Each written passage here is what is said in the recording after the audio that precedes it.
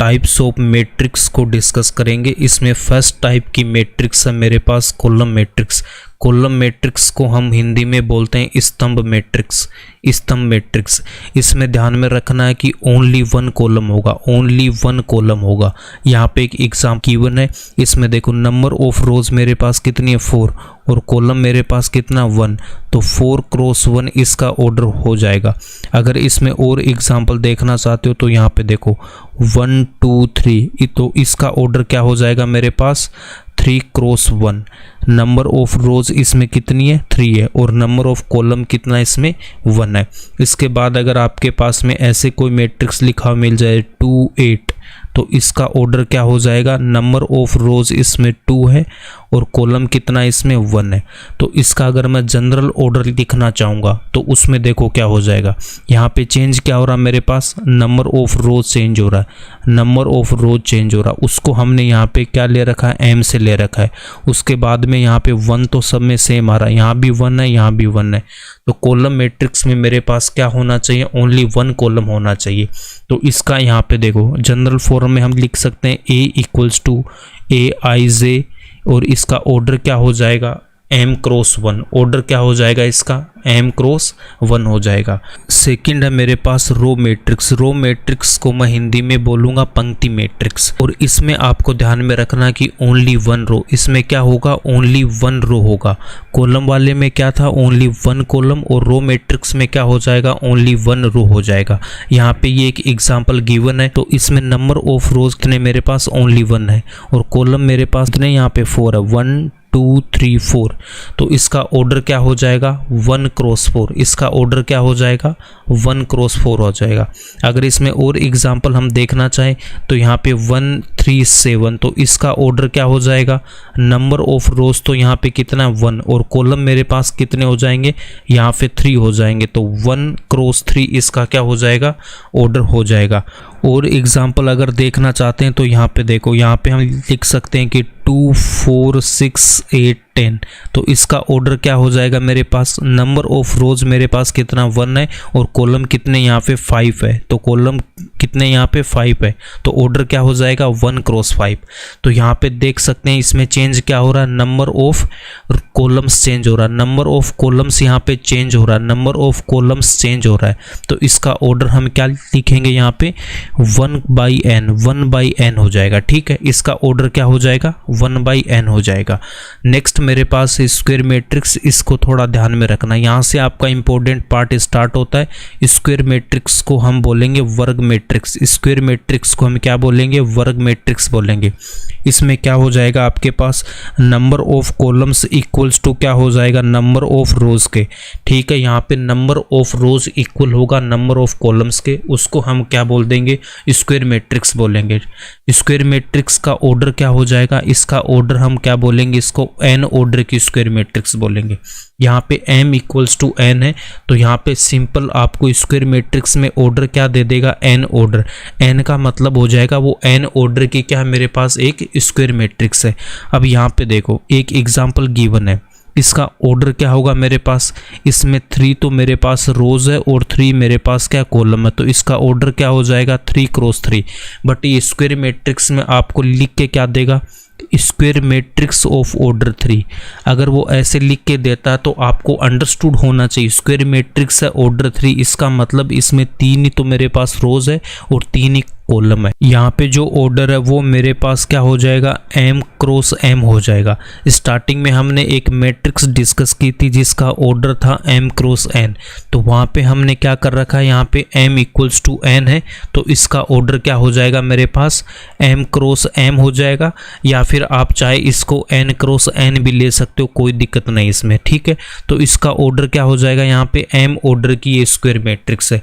अब यहाँ नोट में क्या गिवन है, इसमें देखो नोट में गिवन है if A = aij is a square matrix of order n, then elements या entries a11 a22 ... ann are set to the diagonals of the matrix A. अब यहाँ पे देखो इस लाइन का क्या मतलब है, आपको बोला गया कि एक मेरे पास मैट्रिक्स है जिसका ऑर्डर क्या होना चाहिए, एन ऑर्डर होना चाहिए। ठीक है, तो अब हम यहाँ पे एन ऑर्डर की एक मैट्रिक्स को डिस्कस करेंगे। तो जब मैं एन ऑर्डर की एक यहाँ मैट्रिक्स बनाने जाऊँगा तो यहाँ पे देखो एन ऑर्डर की अगर मैट्रिक्स लिखूँगा तो यहाँ पे A11, A12, A13 और यहाँ पर आ जाएगा A1n। उसके बाद में A21, A22, A23, A2n, A31, A32, A33 और यहाँ पर आ जाएगा A3n। उसके बाद में मेरे पास में n ऑर्डर है तो यहाँ पे मैं लिख दूंगा AN1, AN2, AN3 और ये जो एलिमेंट है वो आ जाएगा मेरे पास ANN और इसका जो ऑर्डर हो जाएगा वो क्या हो जाएगा, n क्रॉस n हो जाएगा। नंबर ऑफ रोज भी इसमें n है और नंबर ऑफ कॉलम्स भी इसमें कितने मेरे पास n है। अब यहाँ पे ये जो एलिमेंट है मेरे पास A11, A22, A33 उसके बाद डॉट डॉट ये ANN, इन एलिमेंट्स को हम क्या बोलेंगे, इन एलिमेंट्स को हम बोलते हैं डायगोनल के एलिमेंट। इसको हम क्या बोलते हैं, elements of diagonal, elements of diagonal. Diagonal को हम हिंदी में बोलेंगे विकिरण। एलिमेंट्स ऑफ डायगोनल हो जाएंगे मेरे पास कौन कौन से, A11, A22, A33 ये सब। इसको हम डायगोनल बोलेंगे या फिर आपके पास यहाँ पे लिखा हुआ मिल सकता है मेन डायगोनल और उसके बाद एक यहाँ पे और आपको लिखा हुआ मिल सकता है कि प्रिंसिपल डायगोनल। तो ये सब इसी के नाम है, प्रिंसिपल डायगोनल, प्रिंसिपल डायगोनल। तो ये जो एलिमेंट होंगे आपके पास में, ये जो एलिमेंट है वो क्या हो जाएंगे, आपके डायगोनल के एलिमेंट हो जाएंगे। ये सब क्या आपके पास में डायगोनल के एलिमेंट है। वही यहाँ पे ये बोलना चाह रहा है कि जब मेरे पास एक n क्रॉस n की मैट्रिक्स होगी तो उसमें ये जो एलिमेंट है A11, A22, ANN ये मेरे पास क्या हो जाएंगे, डायगोनल के एलिमेंट हो जाएंगे। उसके बाद यहाँ पे एक मैट्रिक्स गिवन है तो इसमें जो मेरे पास डायगोनल के एलिमेंट होंगे वो क्या हो जाएंगे, 1, 4 एंड 6 ये मेरे पास क्या हो जाएंगे, एलिमेंट्स ऑफ डायगोनल। ये क्या हो जाएंगे यहाँ पे, elements of diagonal, elements of diagonal, मुख्य विकिरण के अवयव। ठीक है, यहाँ पे देखो एलिमेंट्स ऑफ डायगोनल 1, 4, 6 हो जाएगा। अब यहाँ पे देखो ट्रेस ऑफ मैट्रिक्स, एक पॉइंट और आपको बता देता हूँ, trace of matrix. Trace of matrix Hindi में भी आपको ऐसा लिखा हुआ मिलेगा, ट्रेस ऑफ मैट्रिक्स। इस ट्रेस ऑफ मैट्रिक्स हम क्या बोलते हैं, इसकी डेफिनेशन क्या हो जाएगी आपके पास, डेफिनेशन हो जाएगी sum of the diagonal elements, sum of the diagonal elements. Diagonal के एलिमेंट्स का योग होता है, उसी को हम क्या बोल देंगे, ट्रेस ऑफ मैट्रिक्स बोलेंगे। ये कब होगा, स्क्वायर मैट्रिक्स में होगा।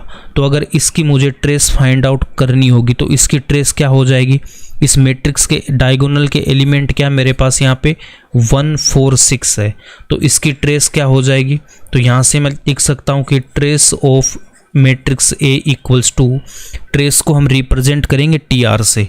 तो यहाँ पे एलिमेंट क्या था मेरे पास 1, 4 और 6, इनको क्या करना, ऐड करना है। तो जब इनको हम ऐड करेंगे तो कितना आएगा मेरे पास, 11 आ जाएगा। कितना आ जाएगा, 11 आ जाएगा और यही क्या हो जाएगा, इस मैट्रिक्स की ट्रेस हो जाएगी।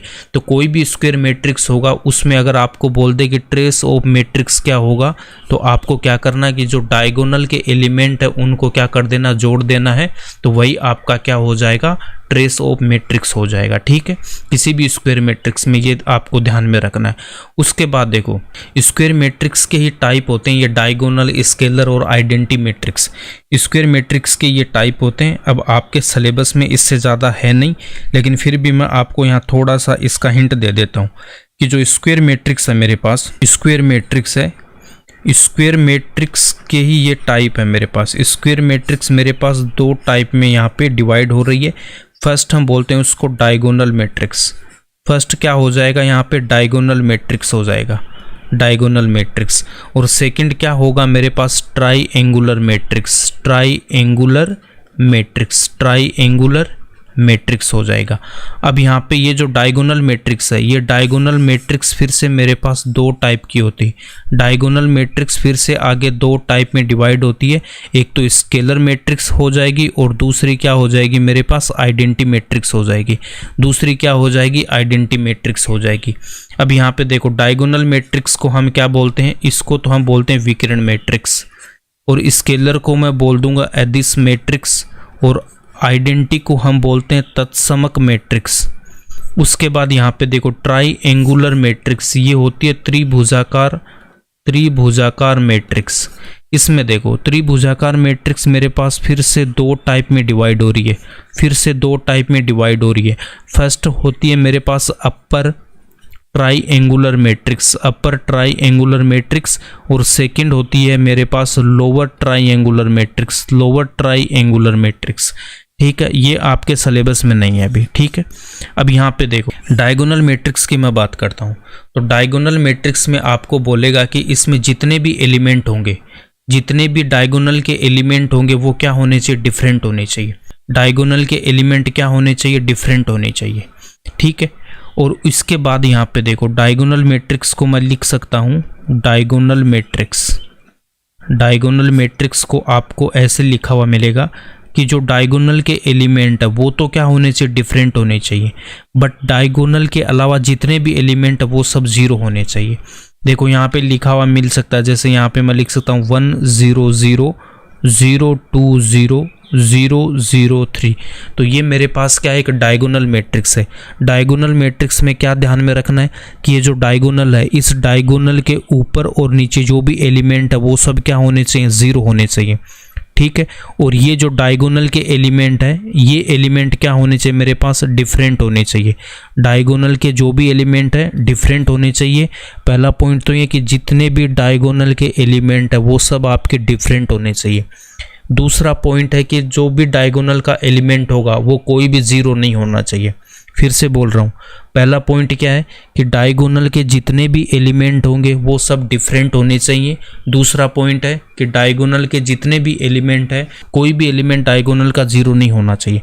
उसके बाद इस देखो यहाँ पे ये जो डायगोनल मैट्रिक्स है, इस डायगोनल मैट्रिक्स में मेरे पास यहाँ पे दो ट्राइंगल बनेंगे।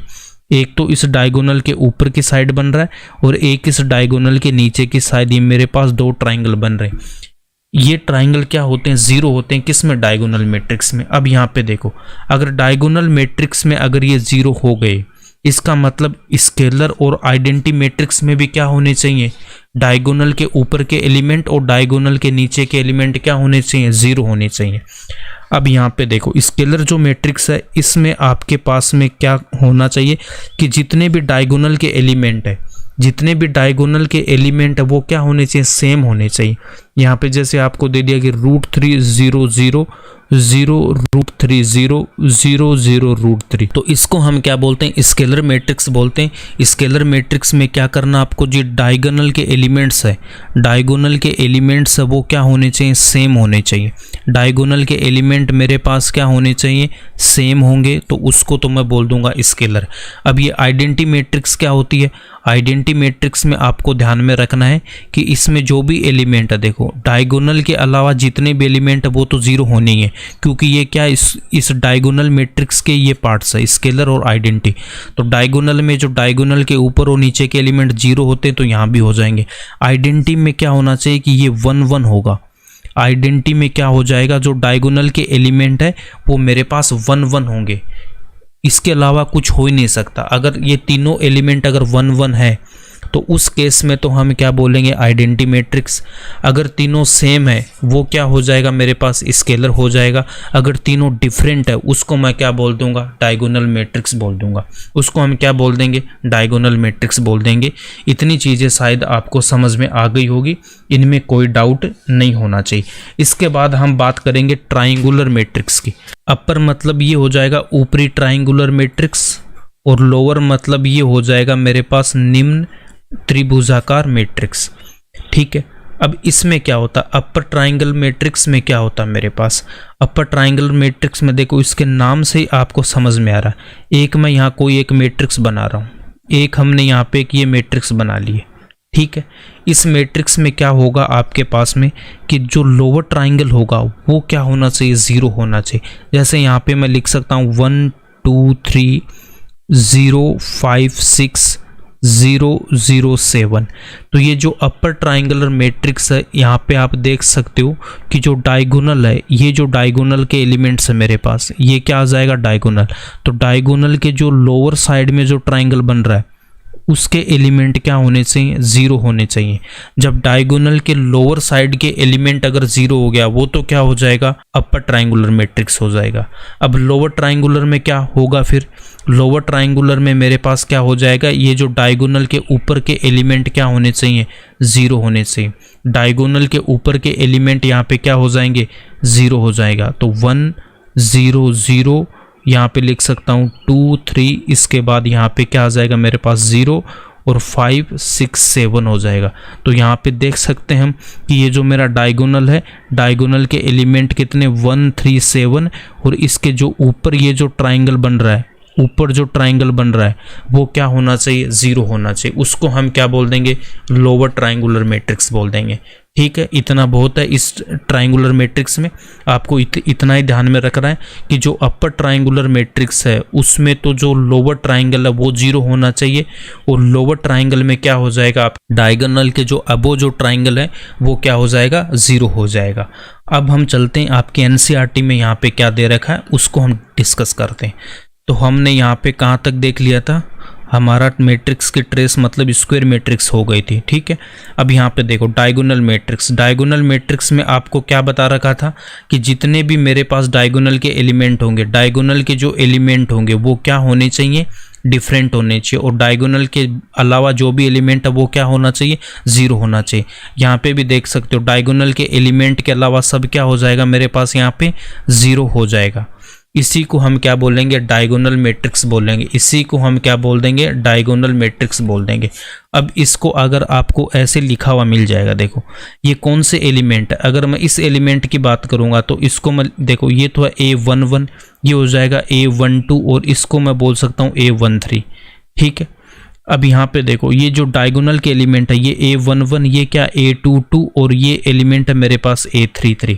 इसका मतलब जब I और J इक्वल होगा तो उस केस में तो इसकी क्या आ जाएगी, कुछ वैल्यू आ जाएगी, और इसके अलावा जो भी मेरे पास एलिमेंट है वो क्या हो जाएंगे, 0 हो जाएंगे। इसका मतलब I और J जब सेम नहीं है तो उस केस में जो एलिमेंट है उसकी वैल्यू क्या होगी, 0 होगी। यही यहाँ पे लिखा हुआ है। इसका मतलब यही है कि Bij इक्वल्स टू 0।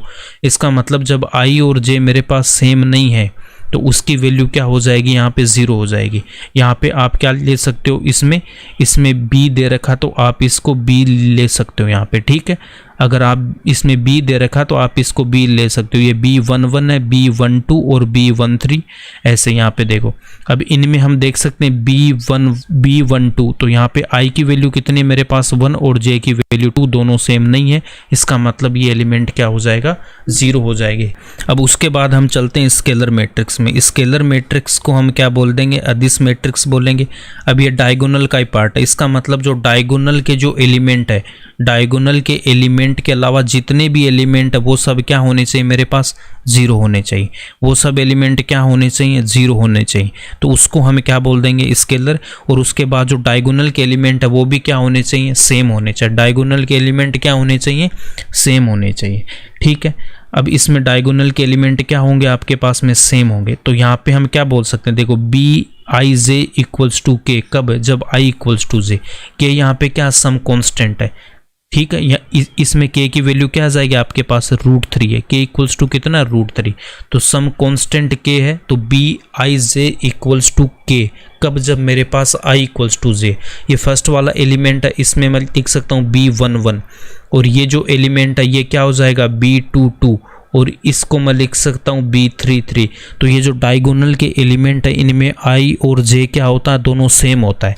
उसके बाद यहाँ पे लिखा है कि Bij इक्वल्स टू 0, कब, जब I और J इक्वल नहीं है। ठीक है, ये लिखा हुआ है, इसको भी ध्यान में रखना आपको। इसके बाद हम चलते हैं आगे। यहाँ पे देखो आइडेंटिटी मैट्रिक्स। आइडेंटिटी मैट्रिक्स में आपको क्या करना है कि जितने भी मेरे पास यहाँ पे डायगोनल के एलिमेंट है वो सब क्या होने चाहिए, 1 1 होने चाहिए। डायगोनल के एलिमेंट क्या होना चाहिए, 1 1 होना चाहिए। उसको मैं क्या बोल दूंगा, आइडेंटिटी मैट्रिक्स बोल दूंगा। अब इसको यहाँ पे ऐसे लिखा हुआ आपको मिल जाएगा, यहाँ पे देखो Aij, इसका मतलब क्या हो जाएगा यहाँ से कि Aij इक्वल्स टू 1, कब, जब i इक्वल्स टू j। यहाँ पे देख सकते हो, इसका मतलब क्या, ये डायगोनल के एलिमेंट है, तो यहाँ पे क्या हो जाएगा, यहाँ से ये आ जाएगा। उसके बाद ये जो रिमेनिंग एलिमेंट्स है इसको हम लिख सकते हैं यहाँ से कि Aij इक्वल्स टू 0, कब, जब i और j इक्वल नहीं है, जब i और j क्या है मेरे पास, इक्वल नहीं है। अब यहाँ पे देखो, इसको हम रिप्रेजेंट करेंगे किससे, आई एन से, जब इसका यहाँ पे ऑर्डर क्या है मेरे पास, एन ऑर्डर की ये मैट्रिक्स है, तो इसका ऑर्डर क्या हो जाएगा, इसका ऑर्डर क्या है मेरे पास 3 क्रॉस 3, इसका ऑर्डर क्या है 2 क्रॉस 2, तो इसको तो मैं बोल दूंगा I3 और इसको मैं बोलूँगा I2। ठीक है, ये इसका क्या हो जाएगा, रिप्रेजेंटेशन हो जाएगा। और I1 नहीं होगा क्योंकि I1 में 0 नहीं है, तो इसलिए हम इसको I1 नहीं बोलेंगे फर्स्ट वाले को। अब यहाँ तक ठीक है। अब इसमें एक पार्ट और रह गया आपका, यहाँ पे देखो डायगोनल मैट्रिक्स में थोड़ा सा आपको एक और चीज़ ध्यान में रखनी है। इसको क्या कर सकता है कि आपको यहाँ पे ऐसे लिखा हुआ भी मिल सकता है। अगर मैं बोल दूँ कि A11 यहाँ पे 0 0 0 A22 0 0 0 A33, ये मेरे पास क्या है कि 3 क्रॉस 3 की एक डायगोनल मैट्रिक्स है। इसको वो ऐसे भी लिख के दे सकता है आपको, आपके पास डायगोनल, उसके बाद में यहाँ पे A11 A22 A33, इसका मतलब भी क्या, मेरे पास एक 3 ऑर्डर की ये डायगोनल मैट्रिक्स है, ये बात भी आपको ध्यान में रखना है। और A11 A22 A33 की जगह आपके पास में क्या दे सकता है, वो D1 भी दे सकता है यहाँ पे, और यहाँ पे D2 दे देगा, और यहाँ पे बोल देगा D3। तो उस केस में ये क्या बन जाएगा, ये डायगोनल D1 D2 D3। इसका मतलब भी ये मेरे पास में क्या गिवन है, गिवन ये देगा, वो आपको ये देगा आपके पास। तो इसका मतलब क्या हो जाएगा, हमें इससे ये यहाँ पे बना लेने कि ये एक मेरे पास क्या है, 3 क्रॉस 3 का एक डायगोनल मैट्रिक्स है। ठीक है, अब इसके बाद हम चलते हैं आगे। यहाँ पे देखो स्केलर भी हो गया, आइडेंटिटी हो गया, ये सब हो गया। यहाँ पे चलते हैं, इसके बाद आता मेरे पास जीरो मैट्रिक्स। तो जीरो मैट्रिक्स में क्या बता रखा है कि जीरो मैट्रिक्स में आपके पास में जितने भी एलिमेंट है सब के सब क्या हो जाएंगे, जीरो हो जाएंगे। जितने भी एलिमेंट है वो सब क्या हो जाएंगे, मेरे पास जीरो हो जाएगा। उसके बाद में इसको हम रिप्रेजेंट करेंगे कैपिटल ओ से। ओ से क्या करते हैं, इसको रिप्रेजेंट करते हैं। बस इतना सा इसमें आपको ध्यान में रखना।